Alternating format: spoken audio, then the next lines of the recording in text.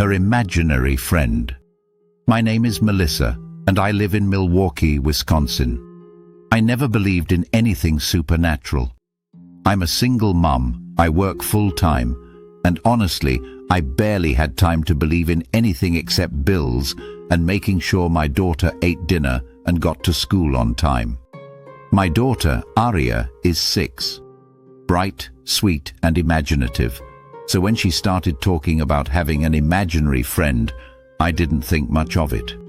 Every kid goes through that phase. The first time she mentioned the name, I was cooking dinner. She walked into the kitchen and said, "Mummy, can I set a plate for Lint?" I laughed and told her imaginary friends didn't eat food. She shook her head very seriously and said, "He's not imaginary, Mummy. He just hides good." At the time, I chalked it up to her little mind being creative. But the way she said it made something inside me tighten a little. The next night, I heard her giggling in her room. I went to check on her and found her sitting on the floor in the dark, whispering like she didn't want to be overheard. When I flipped the light switch, she looked annoyed, almost angry. "You scared him away," she said. "Aria, who were you talking to?" "Lint." She pointed to the corner behind her toy bin. "He doesn't like bright lights." The corner was completely empty. I told myself it was harmless. But over the next week, Aria's behavior changed. She wasn't sleeping well. She'd wake up with her eyes wide open, staring at the same corner of her room. Some mornings, she looked like she hadn't slept at all. If you're enjoying this real nightmare, please like and subscribe for more. One morning, I found her sitting on the edge of her bed, just looking, not blinking, like she was waiting for something to move. I asked her what she was doing, and she whispered, "He's awake early today." The way she said it chilled me so deeply, I felt my body react before my mind processed anything. 2 nights later, things escalated. I woke up to faint tapping, rhythmic, soft, like someone brushing their nails against something. It wasn't coming from the hallway. It wasn't coming from the vents. It was coming from Aria's room. I rushed into her room, and she was sitting upright in her bed, staring at the darkest part of the room. Again, that same corner. I asked what was happening, and she didn't even look at me. "He's trying to get me to follow him," she said. I asked where, and she lifted her finger slowly, pointing at the closet. My heart dropped. It felt too cold in that room, like the air was heavier and harder to breathe. I scooped her up and told her she could sleep in my bed. As I carried her out, she wrapped her arms around my neck and whispered, "He's mad you're taking me." I didn't sleep at all that night. The next day, I kept her home from school. She seemed exhausted but calmer. I tried talking to her about it, gently asking where she met Lint. "In the basement," she said casually, like she was talking about a friend she met at school. My basement is an old, unfinished space I never use. I didn't even know she'd been down there. I asked her why she went down there alone. "He called me." I asked how she heard him. She shrugged.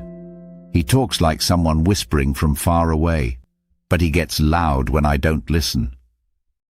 For the first time, I felt genuine fear. Not for myself, but for her. That night, after she went to sleep in my room, I checked her bedroom again. I don't know what I expected to find. A raccoon in the wall? A draft? Something logical.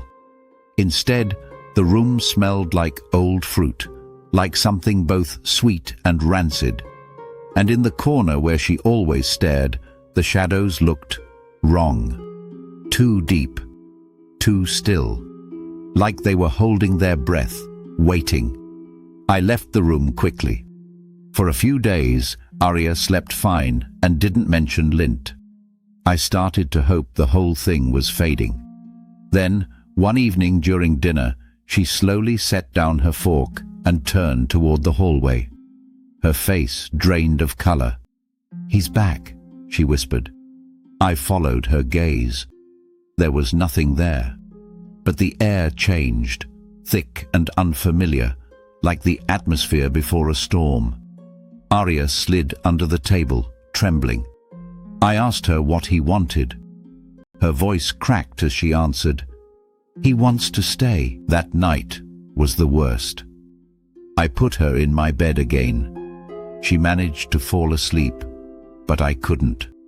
Every sound made me jump. Around 3 a.m., I heard movement. Not footsteps, more like something shifting weight, almost dragging itself. Soft, uneven, coming down the hallway. My door was cracked open. I stared at the opening, terrified. Then I saw it. Not a full figure, but a shape. Tall, wrongly proportioned, leaning too far forward, like it didn't know how to stand like a human. And behind it, where a face should be, there were only darker shadows. The shape paused at my doorway. I couldn't breathe. For a moment, it felt like the whole house was holding its breath. Then, slowly, it leaned in closer to the crack in the door, as if it was smelling the air.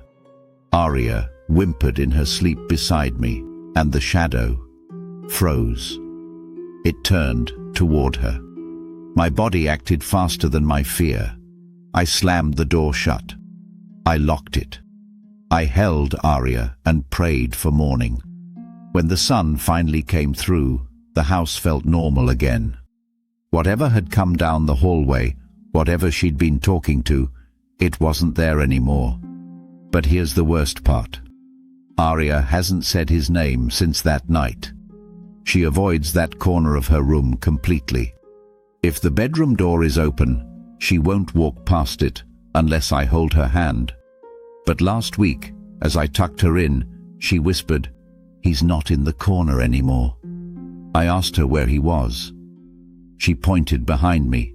My skin crawled so violently I felt nauseous. I forced myself not to turn around. She said, "He likes following you now. I haven't slept properly since." And no, we're not moving. We can't. Where would we go? How do you outrun something that doesn't need doors or floors or light to follow you? Sometimes, late at night, I feel the air shift behind me, like someone leaning in too close, like a breath that isn't mine brushing my neck. Arya says he's still here, and the truth is, I believe her now. Thanks for watching.